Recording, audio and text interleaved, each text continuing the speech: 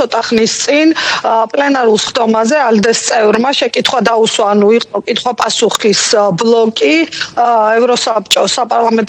ევროსაბჭოს გენერალურ მდივანთან ალან ბერსესთან და ალდეს წარმომადგენელმა შეკითხვა დაუსვა საქართველოსთან დაკავშირებით გენერალურ მდივანს. ბერსე ამბობს, რომ აღწერს სიტუაციას, რაც დღეს საქართველოშია, რომ არის დემოკრატიის უკუსლა, მედია ვითარებაშიც არის ეს დააფიქსირა, ასევე სამოქალაქო საზოგადოება. მან აღნიშნა, რომ მას გუშინ ჰქონდა შეხვედრა სამოქალაქო და საზოგადოების და არასამთავრობოების წარმომადგენლებთან, ვინც ჩამოსული არიან სტრასბურგში, სწორედ იმ დებატების წინ და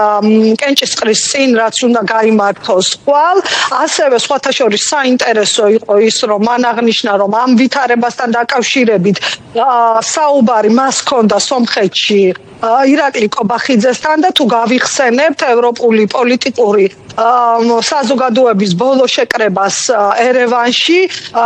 გაგვახსენდება, რომ კობახიძის პრესსამსახურმა გამოაქვეყნა ინფორმაცია ალან ბერსესთან შეხვედრასთან დაკავშირებით და როგორც ხდება ცნობილი, ალან ბერსე ესაუბრა მას სწორედ ამ საკითხებზე და მან ასევე აღნიშნა, რომ ევროსაბჭო არის მომართული იმისკენ, რომ შედეგი დაიდოს და ახლაც მიმდინარეობს შეფასება, თუ რა ნაბიჯები შეიძლება გადაიდგას იმისთვის, რომ ვითარება გამოსწორდესო, როგორც მან თქვა და ასევე თქვა, რომ არ არის საქართველოს დელეგაცია უკვე 2 წელია, თუმცა როგორც ის ამბობს, ასეთი რაღაცა პირდაპირი პოზიტიური შედეგი იზოლაციისგან ვნახეთ, რომ არ არის მიღებულიო. მოკლედ საინტერესო პასუხი ჰქონდა გენერალურ მდივანს, რაც შეეხება თავად დებატებს, ხვალ იქნება, რასაც მოყვება კენჭისყრა რეზოლუციაზე. ძალიან მოცულობითია ეს დოკუმენტი და თარიღების მიხედვით, რომ მიყვეს, ანუ დაინტერესებული პირი ნახავს, რომ აი დაწვრილებით არის აღწერილი რა დღეს, რა მომენტში რა ხდებოდა, როდის რა კანონი მიიღეს, რა განვითარება მოყვა, შემდეგ თქვათ ამ კანონის მიღებას, რა განვითარება მოყვა ოპოზიციური ლიდერების დაკავებას, შემდეგ გამოშვებას და მოკლედ ბევრი რომ არ ვილაპარაკო, ძალიან ვრცელი დოკუმენტია და ყველაფერი აი დაწვრილებით არის აღწერილი, ყველა ის პრობლემური საკითხი რაც არის. ნახოთ კენჭისყრა როგორ ჩაივლის, საშუალება მქონდა მესაუბრა იპიპის წარმომადგენელთანაც და ალდეს წარმომადგენელთან დიდი ბრიტანეთიდან და ნუ რა თქმა უნდა ჩემთან საუბარში ისინი ორივე სწორედ იმ პრობლემურ საკითხებზე ამახვილებენ ყურადღებას, რაც დღეს ზედაპირზეა და ორივე ამბობს, რომ სამწუხაროდ, როდესაც ევროკავშირი ახდენს გამყარებას ერთობის და ასე აქტუალურია გაფართოება, საქართველოს ახლა საერთოდ სხვაგან არის.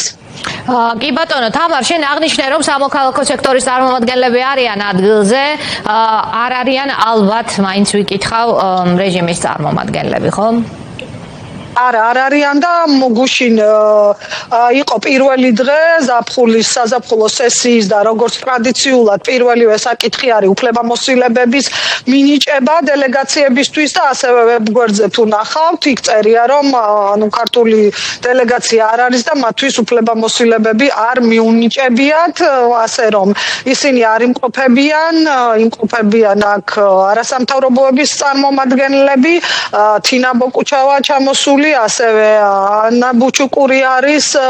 პარტია საქართველოსთვის და ქართველების წარმომადგენლობა არის, თუმცა დელეგაციას არ აქვს უფლებამოსილებები და ოფიციალურად ისინი არ არიან წარმოდგენილი. კი ბატონო, თამარ, ერთადერთი მინდა ვიკითხო განწყობა, აი ძალიან ცხადაწერია ამ დოკუმენტში, რომ ასე თუ გაგრძელდა, ხომ? ძალიან მოკლედ, ამ ქვეყანას არ აქვს ევროპული მომავალი, იმიტომ რომ ევროპული მომავალი ნიშნავს, ხომ, იმას, რაც დარღვევებში წერია ტომეულად, ფაქტობრივად, ყველა საერთაშორისო დასკვნაში, რომ ადამიანის უფლებები არ უნდა ირღვეოდეს, რეპრესიული კანონები არ უნდა ქონდეს, ადამიანებს ტყუილად არ უნდა აპატიმრებდე, ხომ? და ძალაუფლებაში დოკუმენტში მუდმივად ყოფნის კანდიდების სურვილით არ უნდა იტაცებდე ყველა სახელმწიფო ინსტიტუტსა თუ არჩევნების შედეგებს, ხომ? ეს ყველა საერთაშორისო დოკუმენტში უკვე თითქმის იდენტურია, მაგრამ აი ეს ხაზგასმა იმაზე, რომ თუ ასე გაგრძელდა თქვენ არა მარტო ამ კონკრეტულ მომენტში, არამედ ამ ქვეყნის მომავალს კლავთ. ეს რამდენად იკითხება ამ დოკუმენტიდან? დოკუმენტიდანაც იკითხება, თუნდაც იქედან გამომდინარე, რომ პირდაპირ არის ჩაწერილი და მაგალითად მოყვანილი ევროკომისიის ბოლო ანგარიში და ამ ანგარიშიდან ფრაზა, რომ საქართველოს კანდიდატის სტატუსი მხოლოდ ფურცელზე აქვს. რაც შეეხება განწყობებს, აი რა ვიცი, თქვათ იპიპის წარმომადგენელმა ჩემთან საუბარში თქვა, რომ არათუ გაფართოების და საერთოდ ევროინტეგრაციისკენ მიდის საქართველო, მისი აზრით საქართველო უპირისპირდება ევროკავშირს და ევროპულ ფასეულობებსო, ახლა ასეთი ვითარებაო. ბრიტანელმა კანონმდებელმა ალდედან კი მითხრა, რომ ტყუილია, რომ ქართული ოცნება მოსახლეობას ეუბნება, რომ ქვეყანა მიყავს ევროკავშირში და სწორედ ამ არსებული კანონებით და ამ არსებული ვითარებით, როდესაც ხალხი არის საპატიმროებში, როდესაც მედიას ასეთი მუშაობის ასეთი პირობები აქვს, ვერც ერთი ქვეყანა უბრალოდ ვერ მოხვდება ევროკავშირში და ასევე დეპუტატები ამბობენ აქაც, როგორც ბრიუსელში, ხო, თქვათ, რომ რაღაც პარალელი გავავლო ბრიუსელს და სტრასბურგს შორის,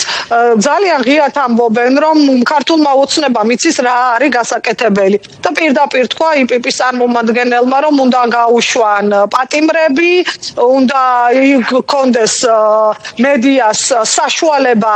ჩვეულებრივად ფუნქციონიროს და ის რეპრესიული კანონები უნდა იქნეს გაუქმებული. ამ შემთხვევაში, როგორც აქაც და ბრიუსელში დეპუტატები ამბობენ, ევროკავშირის კარი ქართველი ხალხისთვის არ არის დახურული და პირიქით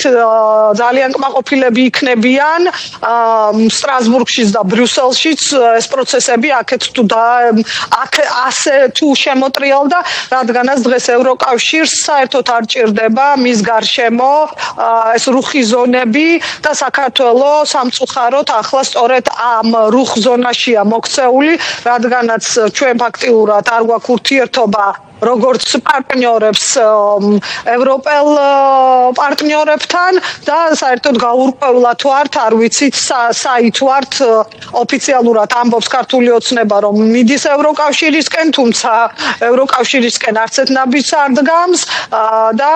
ალბათ მოსახლეობის უმეტესობამაც ვერ გაიგო, სად ხედავს ჩვენს ქვეყანას მომავალში. ანუ მე ვგულისხმობ, როგორ ვერ ხედავენ და გამოკითხვები ამას მოწმობს ციფრები 71%, მაგრამ საქმეზე არ ჩანს, სად მიდის ეს ქვეყანა და ეს არის პრობლემა აქაც სხვათა შორის ამ ჩვენი პარტნიორებისთვისაც. ძალიან დიდი მადლობა თამარ ნუცუბიძეს, რომელიც სტრასბურგიდან გვერდებოდა პირდაპირ ეთერში. ჩვენ რა თქმა უნდა ხვალ დავეწევით სიახლეებს მასთან ერთად.